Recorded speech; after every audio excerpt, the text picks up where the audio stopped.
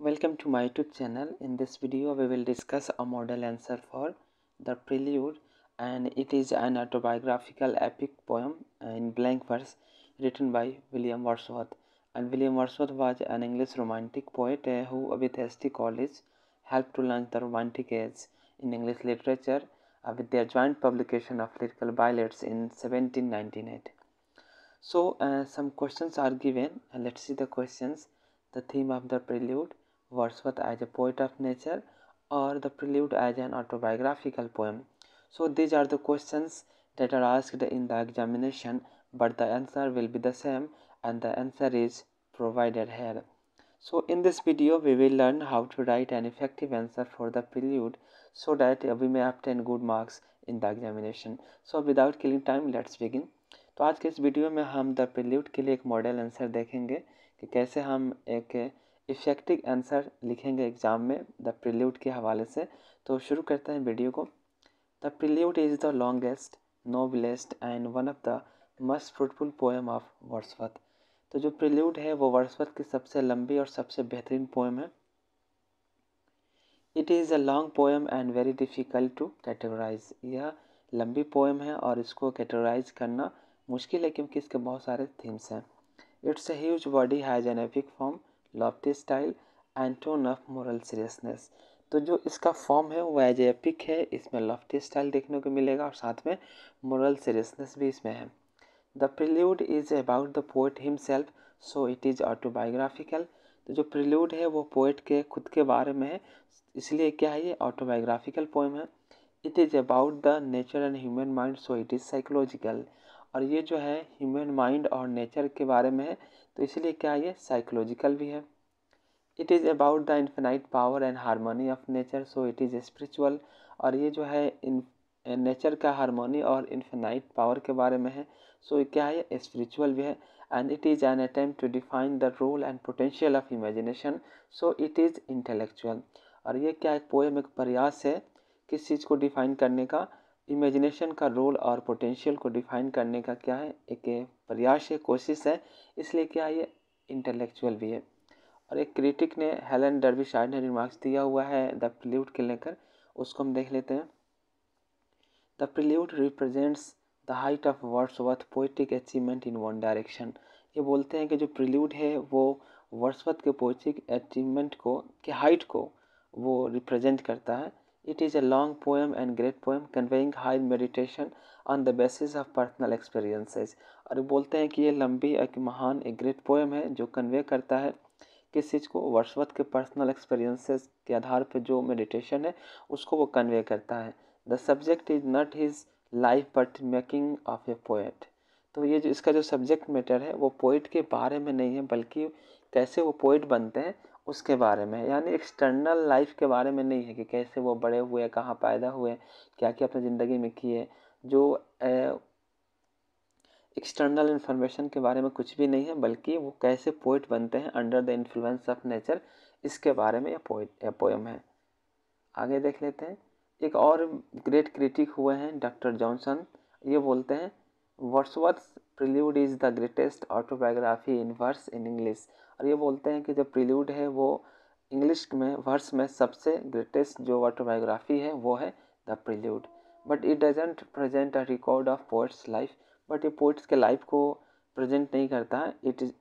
It is not the sequence of the external events but the internal logic of the growth of the poets mind. और ये external events के बारे में कुछ भी हमें जानकारी नहीं देता है, बल्कि पोइट का जो माइंड है कैसे ग्रोथ होता है एज ए पोइट, उसके बारे में है। Graham remarks, it is a voyage of exploration, not a diary, not a source of information but a self examination. और ग्राहम बोलते हैं कि ये कोई डायरी नहीं है, जैसे डायरी हम लिखते हैं अपने दिनचर्या के बारे में लिखते हैं, अपने हर एक एक्सटर्नल इन्फॉर्मेशन देते हैं वहाँ पे, बट ये ऐसा डायरी टाइप का नहीं है, इस बल्कि ये क्या है, खुद की खोज के बारे में है, खुद की तलाश के बारे में है। Wordsworth intended this long poem to be revelation. और वर्ड्सवर्थ ने इसको as a revelation, as a इस पोएम लिया है, इस पोएम में रिवील किया है किस चीज़ के बारे में, of how is mind grieve under the influence of nature then of friends and books. और उसने ये रिवील किया है कि कैसे वो अपने फ्रेंड्स और बुक्स के बनिस्पत under the influence of nature के इन्फ्लुएंस में कैसे उसका माइंड ग्रो किया है, इसके बारे में वो रिवील करते हैं इस पोएम में। His childhood, his boyhood and his bright youth have been poetically describe in this poem. और वर्ड्सवर्थ के जो 3 स्टेज ऑफ लाइफ है, चाइल्डहुड, बॉयहुड और उसका यूथ, तीनों क्या है इसमें पोइटिकली डिस्क्राइब इस पोएम में मिलेगा। The prelude book 1 opens with a reference to the divine ecstasy that he had in the lap of nature।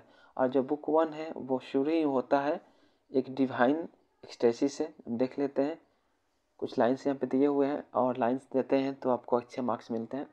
O there is blessing in this gentle breeze a visitant that while it fans my cheek, though shift half conscious of joy it brings from the green fields and from you azure sky। और इसमें इन lines में जो Wordsworth है वो पैंथेइज्म present करते हैं, एक philosophy होता है। इसका मतलब होता है God presents in every iota of nature. Wordsworth के हिसाब से गॉड जो है प्रकृति के हर कण कण में बसे हुए हैं और इस यही फिलॉसफी को वो इस पोएम के फर्स्ट में प्रेजेंट करते हैं और बोलते हैं कि जो हवाएं आती हैं, ठंडी हवाएं आती हैं, उनके लिए वो ब्लेसिंग की तरह है और ये जैसे ही उनके गालों को छूती है उनको बहुत ही अच्छा फील होता है और अपने साथ ये बहुत सारे जॉय इनके लिए लेकर आती है। और ये जो हवाएं आती हैं वो ग्रीन फील्ड से आती हैं और एज्योर स्काई से आती है। एज्योर मतलब नीला आसमान। In the prelude Wordsworth shares his feeling for nature. और प्रील्यूड में वर्ड्सवर्थ जो है अपनी फीलिंग शेयर करते हैं नेचर के लिए। With hungry heart he runs to the hills the solitary abode of communicating with nature. और वो भूखे हुए heart, hungry heart, with hungry hearts वो हिल की तरफ दौड़ते हैं। और वो हिल कैसा है तो उनके लिए एक घर की तरह है जहाँ से वो नेचर से कनेक्ट होते हैं। He views the stars, the moon and the rainbow with joyful eyes. और वो स्टार्स को, मून को और रेनबो को जॉयफुल आँखों से देखते हैं। और as is says in his famous lyric my heart lifts up. ये इनका एक लिरिक है, देख लेते हैं। My heart lifts up when I behold a rainbow in the sky. और ये बोलते हैं कि जैसे ही मैं कभी भी रेनबो को स्काई में देखता हूँ तो इनका जो दिल है, हार्ट है, वो खुशी से छलांग लगाने लगता है, खुशी से धड़कने लगता है, उछलने लगता है। So was it when my life began. और ये कब शुरू हुआ, जब उनकी ज़िंदगी की शुरुआत हुई, जब उनको समझ होने लगी, तब से ये शुरू हुआ। So it is now I am a man. और ये अभी है क्योंकि वो आदमी बन गए हैं, बड़े आदमी हो गए हैं। So be it when I shall grow old or let me die.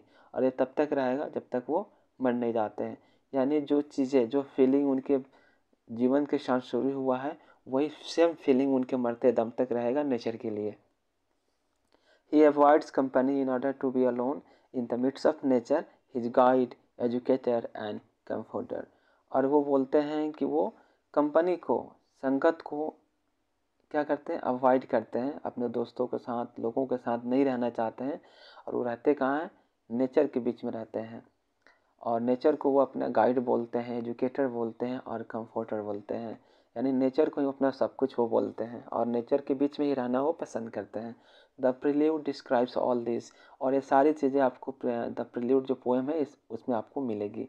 The poem furnishes with such proof from the poets mind. और ये पोएम है, सारी चीज़ें इस पोएम में हमको देखने को मिलेगी जो पोएट के द्वारा लिखी गई है। In many of his famous poems, Wordsworth mainly talks about of himself, of his experience, of his vision of life and his thought and beliefs। और उनकी जितनी important poems हैं वो खुद के बारे में, उनके experience के बारे में और उनके vision of life, thoughts, beliefs, nature के बारे में हमको देखने को मिलता है। Among them are Tintin Abbey। और उनमें से कुछ important poems हैं जैसे कि टिंटन अबे है, द प्रील्यूड है एंड द लफ्टी इमॉर्टेलिटी ऑड है। ये सब क्या है, ये इंपॉर्टेंट पोएम है और इनमें सारी चीज़ें आपको देखने को मिलती है। इन फैक्ट व्हाट टिंटन अबे tells us in short the prelude tells us in brief. तो जो टिंटन अबे में है वही प्रील्यूड में भी हमको सेम चीज़ें देखने को मिलती है। Both the poems present the changing pattern of the poets relationship with nature. और दोनों पोएम में क्या दिखाने को मिलता है, जो पोइट का जो रिलेशनशिप है विथ नेचर और उनमें क्या क्या चेंजिंग पैटर्न है वो देखने को मिलता है। In the great poem Tintin Abbe, Wordsworth has already told us in a very lofty mood that nature to him was. और उनकी जो पोएम है टिंटन उसमें उन्होंने नेचर के बारे में कहा कि नेचर उनके लिए क्या है। The anchor of my purest thoughts, the nurse, the guide, the guardian of my heart, the soul of my moral being.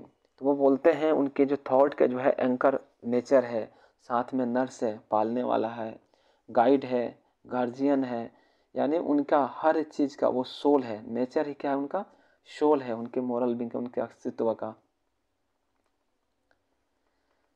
That is why professor Garrod has remark, और एक प्रोफेसर हैं उन्होंने रिमार्क दिया हुआ है, क्या बोलते हैं वो, but the author of the prelude was born, one might think of mountain और river rather than of human parents. और ये बोलते हैं कि जो वर्ड्सवर्थ हैं वो किसी इंसानी पेरेंट्स के बनस्पत ऐसे लगते हैं जैसे कि वो किसके द्वारा पैदा किए गए हैं, माउंटेन और रिवर के द्वारा पैदा किए गए हैं। वो बोलते हैं कि कोई आदमी सोच सकता है कि वो जो वर्ड्सवर्थ है वो किसी इंसान के, किसी पेरेंट्स का बेटा ना होकर वो माउंटेन और रिवर और नेचर के बेटे हैं। ऐसे वो इस तरीके से नेचर के बारे में बात करते हैं, ऐसे नेचर की वो पूजा करते हैं, अडोर करते हैं। We should note that nature is never inanimate to Wordsworth. और हमें ये पता होना चाहिए, इस बात को ध्यान रखना चाहिए कि नेचर जो है कभी भी उनके लिए इनएनिमेट नहीं रहा है। For him nature has personality, its own life. और अकॉर्डिंग टू वर्ड्सवर्थ नेचर का भी पर्सनालिटी होता है, उसका अपना एक लाइफ है।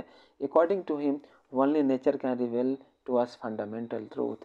और वर्ड्सवर्थ के हिसाब से ओनली नेचर ही हमें फंडामेंटल ट्रूथ को दिखाता है, बताता है। ठीक है, it is not all at all wise to trust in human intellect. और बोलते हैं कि वो जो ह्यूमन इंटेलेक्ट है उस पर ट्रस्ट करना जो है वाइज नहीं है, बुद्धिमानता नहीं है। Our meddling in intellect he shapes the beauties form of life we murder dissect. This is the spiritualization of nature and here lies the originality of Wordsworth. तो यहाँ पे क्या है, जिस तरीके से वो नेचर को प्रेजेंट करते हैं और जितना नेचर में बिलीव करते हैं, यही क्या है, इनकी ओरिजिनलिटी है। ब्रेडली हैज राइटली रिमार्क्ड, और ब्रेडली क्रिटिक है, इन्होंने भी रिमार्क दिया हुआ है, there have been greater poets than Wordsworth but none more original. तो ये बोलते हैं कि वर्ड्सवर्थ से ग्रेटर हो सकते हैं बट उनसे ज़्यादा कोई ओरिजिनल पोएट नहीं हो सकता है। ही साव न्यू थिंग्स और things in a new way. वो चीज़ों को देखते हैं, नई चीज़ों को देखते हैं और चीज़ों को न्यू स्टाइल में देखते हैं। अब यहाँ पे कंक्लूड कर सकते हैं, और यहाँ पे कंक्लूड किया गया है एक क्रिटिक के कमेंट के द्वारा। तो आप इसको ऐसे भी मतलब कंक्लूड कर सकते हैं, I would like to conclude in the words of Herbert Read. ये क्रिटिक है, इनके ही वर्ड्स में कंक्लूड किया गया है। The prelude is the greatest poem of Wordsworth.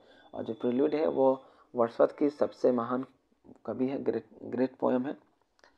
It puts before us a panorama of Wordsworth's various stages of poetic career। और ये क्या हमें बताता है, जो वर्ड्सवर्थ का जो वेरियस स्टेजेस है पोइटिक कैरियर का, वो हमें सामने रखता है, वो हमको दिखाता है। Beginning from the recollection of his early childhood and ending with his philosophical approach to the nature and God. और शुरू कहाँ से करता है, उनके चाइल्डहुड से, और एंडिंग कहाँ होता है, उनके फिलोसफिकल अप्रोच जो कि नेचर और गॉड के लेकर है, उसके ऊपर में ख़त्म होता है। The prelude undoubtedly places S Wordsworth the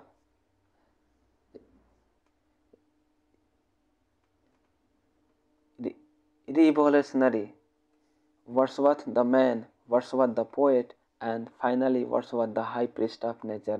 तो वो वर्ड्सवर्थ को इस रूप में हमें प्रेजेंट करते हैं, the man, the poet as a man, और finally as a high priest of nature. तो ये आज का रहा इस वीडियो में। आज के वीडियो में इतना ही। अगर आपको नोट्स अच्छा लगा है तो चैनल को सब्सक्राइब करें और बेल आइकन को दबा दें ताकि आपको समय पर अपडेट मिलता रहे। Thank you so very much.